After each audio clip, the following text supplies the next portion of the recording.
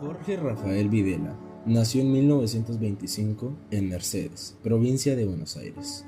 Desde muy joven eligió la carrera militar, ingresando a la Escuela Nacional de Guerra y forjando una personalidad rígida, disciplinada y profundamente influenciada por la vida castrense.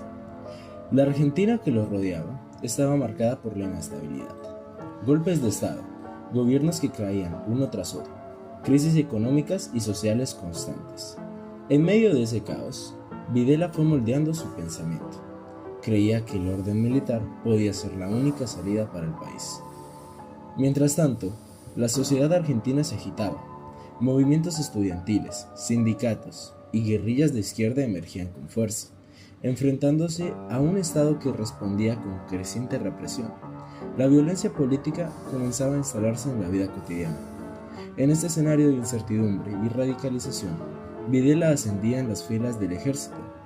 Poco a poco fue encontrando su lugar en el poder, preparándose para convertirse en uno de los protagonistas más oscuros de la historia argentina.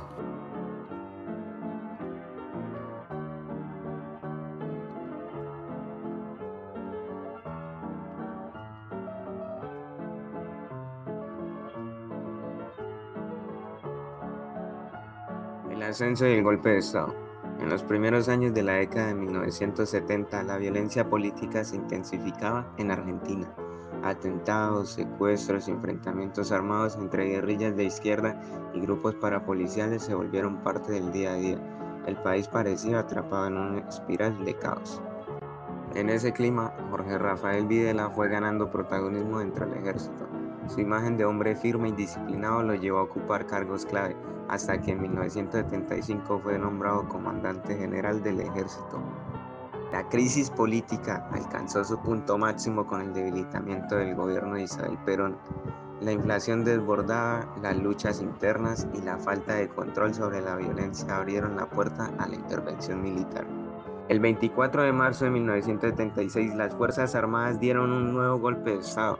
Isabel Perón fue derrocado y Videla asumió la presidencia de la Junta Militar. Ese día comenzó oficialmente la dictadura más sangrienta de la historia argentina, un régimen que se autodominó proceso de reorganización nacional, prometiendo orden y estabilidad, pero que en realidad inauguró una etapa marcada por la represión sistemática, el silencio y el terror.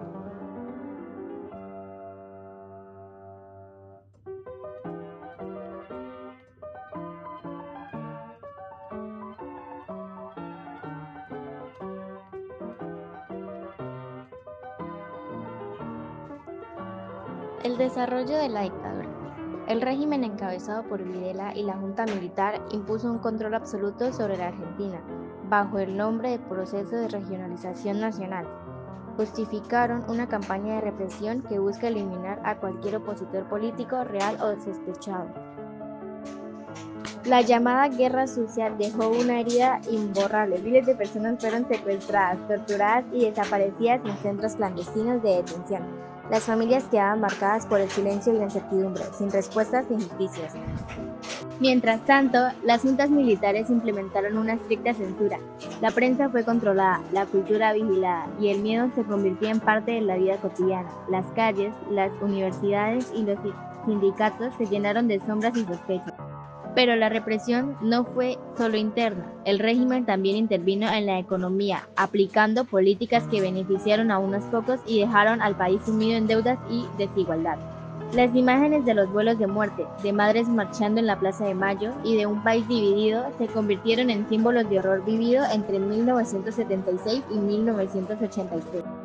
Videla se presentaba como el guardián del orden, pero lo que dejó atrás de sí fue un Estado basado en el terror y en la desaparición sistemática de sus propios ciudadanos.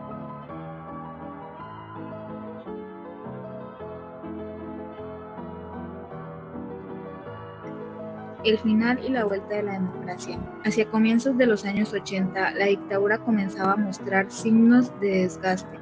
Las violaciones a los derechos humanos ya no podían ocultarse y la crisis económica golpeaba con fuerza a la sociedad argentina. En 1882, la decisión de las juntas de invadir las Islas Malvinas buscó recuperar legitimidad. Durante semanas, El país entero se unió en un fervor patriótico, pero la derrota frente al Reino Unido expuso la debilidad del régimen y aceleró su caída. Las protestas en las calles se multiplicaron, la represión ya no alcanzaba para frenar la presión popular y la dictadura se vio obligada a convocar elecciones. El 10 de diciembre de 1983, Raúl Alfonsín asumió la presidencia, marcando el retorno de la democracia en Argentina. Era el fin de 7 años de terror. Poco después, Videla y otros integrantes de la Junta Militar fueron juzgados y condenados por crímenes de lesa humanidad. El recuerdo de las víctimas, el dolor de las familias y la voz firme de las madres de Plaza de Mayo se convirtieron en símbolos de resistencia y memoria. La dictadura dejó un país herido, pero también una enseñanza. La democracia debía ser defendida como el único camino posible para evitar que se repitan los años más oscuros de la historia argentina.